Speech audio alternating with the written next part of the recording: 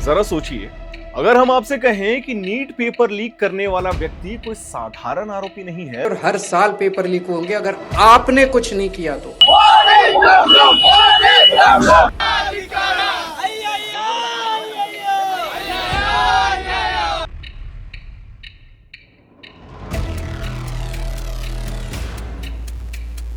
बल्कि पुणे की senior botany teacher Manisha Gurunath Mandhare है।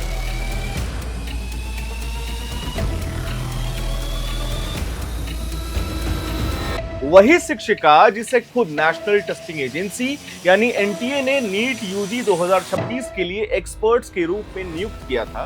तो आपको शायद ये बात हजम ना हो, है ना? हजम नहीं हो रहा होगा, लेकिन वो कहावत है ना कि सच्चाई को पाताल से भी दबोच लिया जाता है। आज हम आपको ऐसा लिंक बताने वाले हैं जिसने किस तरीके से 22 लाख विद्यार्थियों की मेहनत को पूरी तरीके से रौंदा है। देश की सबसे बड़ी मेडिकल प्रवेश परीक्षा नीट यूजी 2026 में हुए पेपर लीक मामले में अब ऐसा मोड़ ले लिया है जिसने पूरे देश को पूरी तरीके से हिला करके रख दिया है। घर का बेदी लंका ढाए। सीबीआई ने जिस महिला को गिरफ्तार किया है, पुणे की senior botany teacher Manisha Gurunath Mandhare है।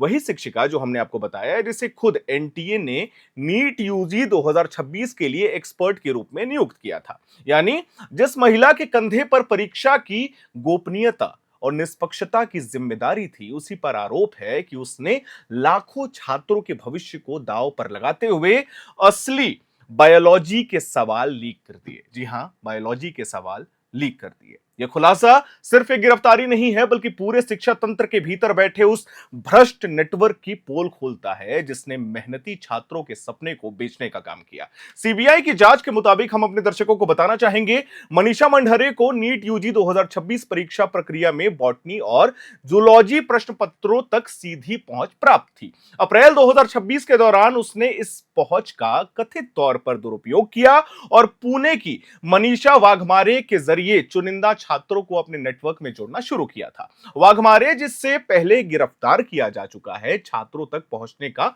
मुख्य माध्यम थी, यानी कि ब्रोकर थी।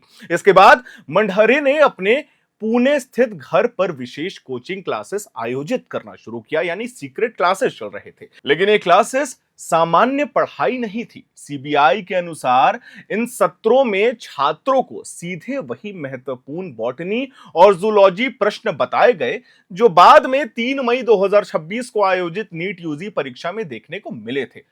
85% मैच हुआ था। जांच एजेंसी का यह दावा है कि मंढरे छात्रों से उन सवालों को नोटबुक और किताबों में लिखवाती थी ताकि शक कम हो और इसे केवल महत्वपूर्ण यानी कि इंपॉर्टेंट क्वेश्चंस के तौर पे देखा जा सके। लेकिन जब परीक्षा के बाद प्रश्नों का मिलान हुआ, मैच किया गया, तो खेल सामने आया। संख्या वही, प्रश्न असली और बिल्कुल सेम। यही से सीबीआई को यह समझ आया कि पेपर लीक किसी बाहरी गैंग का काम नहीं, बल्कि सीधे प्रश्न पत्र निर्माण प्रक्रिया से जुड़ा हुआ मामला है। इस गिरफ्तारी ने मामले को और भी ज्यादा गंभीर बना दिया है, क्योंकि एक दिन पहले ही सीबीआई ने लातूर से retired chemistry professor PV Kulkarni को गिरफ्तार किया था। कुलकर्णी भी एनटीए के प्रश्न पत्र निर्माण पैनल का हिस्सा थे और केमिस्ट्री सेक्शन से जुड़े हुए थे। यानी अब बायोलॉजी और केमिस्ट्री दोनों विषयों का प्रश्न पत्र तैयार हो चुका था। अब बाकी प्रश्न पत्र बचे हुए थे, बाकी सब्जेक्ट्स बचे हुए थे। इससे यह साफ हो गया कि यह कोई छोटा मोटा सेंटर स्तर का लीक नहीं है, कोई सेंटर से लीक हुआ मामला नहीं है, बल्कि परीक्षा प्रणाली के भीतर बैठे कुछ प्रभावशाली लोगों द्वारा रचा गया बड़ा षड्यंत्र था। पूरी कहानी बेहद संगठित तरीके से काम करती है। कैसे, चलिए समझाते हैं। एनटीए ने विशेषज्ञों को प्रश्न तैयार करने की जिम्मेदारी दी थी। इन विशेषज्ञों के पास गोपनीय प्रश्न पत्रों तक पहुंच भी थी, एक्सेस था। आरोप है कि इसी विशेषाधिकार का इस्तेमाल करते हुए कुछ लोगों ने चुनिंदा छात्रों तक प्रश्न पहुंचाने के लिए एजेंट्स, बिचौलियों और निजी नेटवर्क का इस्तेमाल किया। छात्रों को सीधे पेपर देने के बजाय पेपर सीधे नहीं दिया जाता था, उन्हें विशेष गाइडेंस या कोचिंग के नाम पर वही प्रश्न याद करवाए जाते थे, जिससे शक भी कम हुआ और फायदा भी सुनिश्चित रहा। सीबीआई ने पिछले 24 घंटों में देश भर में 6 स्थानों पर छापेमारी की है। दिल्ली, पुणे, जयपुर, गुरुग्राम, नासिक। ये जगह याद रखिएगा, दिल्ली, पुणे, गुरुग्राम, नासिक, ये सारी जगह है जो नेटवर्क का केंद्र हुआ करते थे। चलिए अब मामला को और भी विस्तार पूर्वक समझते हैं।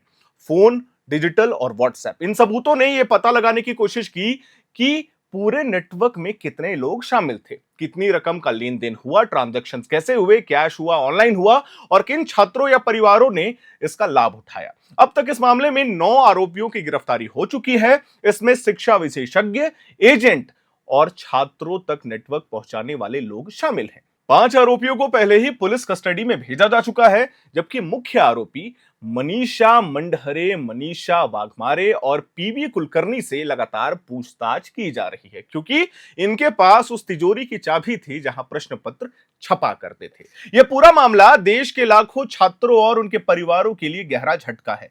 नीट केवल एक परीक्षा नहीं होती, आपको पता है, ये उन छात्रों की वर्षों की मेहनत होती है, त्याग होती है, सपनों की परीक्षा होती है, जो डॉक्टर बनने का कहीं ना कहीं अपने घर में एक छोटे से कमरे में सपना देखते थे। जब कोई छात्र दिन रात पढ़ाई और ईमानदारी से परीक्षा देता है और दूसरी ओर कुछ प्रभावशाली गिरगिट किस्म के लोग अंदर बैठ करके सिस्टम में पूरा मामला लीक करते हैं, उन बच्चों की मेहनत को रौंद दिया जाता है। और अब सबसे बड़ा सवाल एनटीए की विश्वसनीयता पर खड़ा हो गया है। लगातार खान सर हो, अलख पांडे हो, एनटीए से सवाल पूछ रहे हैं, अगर प्रश्न पत्र तैयार करने वाले विशेषज्ञ ही इस तरह अपराध में शामिल हो जाते हैं तो फिर सुरक्षा व्यवस्था कितनी कमजोर थी? क्या विशेषज्ञों की निगरानी नहीं हुई थी? क्या सिस्टम में जवाबदेही की कमी थी? और क्या यह पहली बार हुआ है? बिल्कुल नहीं, ये पहले भी इसी तरीके का मामला सामने आया था, दुरुपयोग हुए हैं सिस्टम के अंदर। सरकार और सीबीआई के सामने अब सिर्फ आरोपियों को गिरफ्तार करना ही पर्याप्त नहीं है।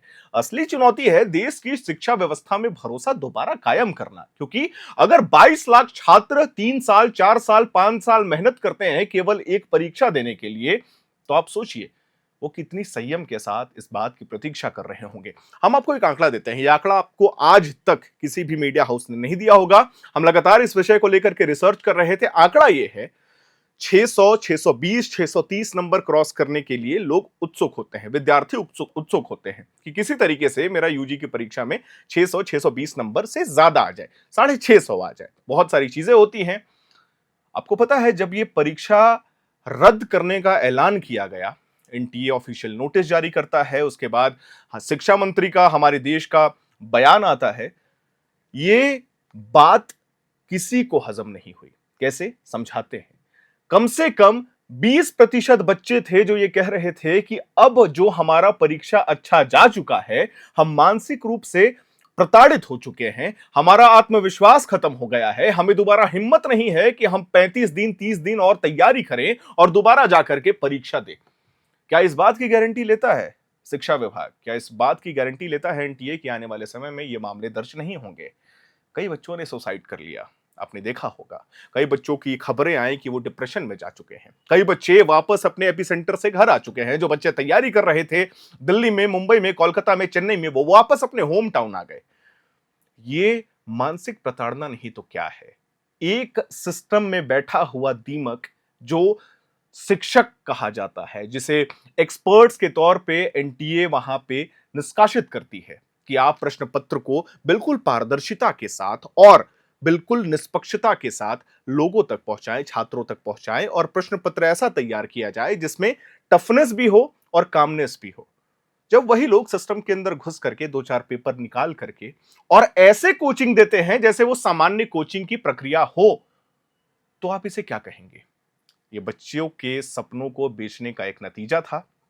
परिणाम सामने है। परिणाम क्या निकला? रिशेड्यूल हुआ, डेट्स अनाउंस हो गए, लेकिन परिणाम यह हुआ कि 22 लाख बच्चों का मनोबल टूट गया। 22 लाख बच्चे कल को जाकर के कहीं डॉक्टर से देखेंगे या डॉक्टर से मिलेंगे आने वाले भविष्य में, तो वो एनटीए को कोसेंगे कि ये एनटीए ही था जिसके चलते हमारे सपनों को रौंदा गया, जिसके चलते शायद अब हम डॉक्टर नहीं बन सकते हैं।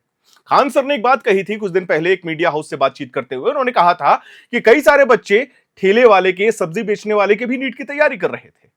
अब उनका सेंटर कहां दिया जाएगा 21 तारीख को? क्या वो सशक्त है, सक्षम है 500, 1000 रुपए, 1500 रुपए व्यवस्था करने के लिए ताकि वो अपने बाल बच्चों को भेज सके सेंटर पे? ये बात बहुत बड़ी है, क्योंकि भारत में अभी भी लोअर मिडिल क्लास की संख्या, आबादी ज्यादा है। लोग अपने कपड़ों का त्याग करते हैं, जूतों का त्याग करते हैं, तब जाकर के अपने बाल बच्चों को पढ़ाते हैं। लेकिन हो क्या रहा है? आपने तो डेट दे दिया कि चलिए री एग्जाम होगा, 15 मिनट का एक्स्ट्रा टाइम दिया गया कि अब परीक्षा 3 घंटा की नहीं, 3 घंटे 15 मिनट की होगी। लेकिन वो 15 मिनट का क्या आपने एक तरीके से ग्रेस दिया है बच्चों को? कि चलो कोई बात नहीं, लीक हो गया, आपको 15 मिनट एक्स्ट्रा देते हैं। नहीं, 15 मिनट बढ़ा देने से उन 22 लाख बच्चों का विश्वास वापस लौट के नहीं आएगा। खैर, अभी तक का हमने सारा अपडेट आपको दे दिया। पिछले 24 घंटे में क्या कुछ घटित हुआ है, ये जो गिरफ्तारी हुई है, कैसे नेटवर्क चल रहा था, किस प्रकार से कोचिंग में तैयारी करवाई जा रही थी, ये पूरा स्पष्ट आंकड़ा है, बिल्कुल सटीक और निष्पक्षता के साथ हमने आपके सामने परोसा है। मैं उम्मीद करता हूं आज की हमारी यह जानकारी और रिपोर्ट आपको पसंद आई होगी। वीडियो को लाइक करें, शेयर करें, हमारे चैनल को सब्सक्राइब करें। कैमरे के पीछे मौजूद है मेरे सहयोगी अभिषेक मुकुंद, मेरा नाम है हर्षित और आप देख रहे हैं एयर नाउ।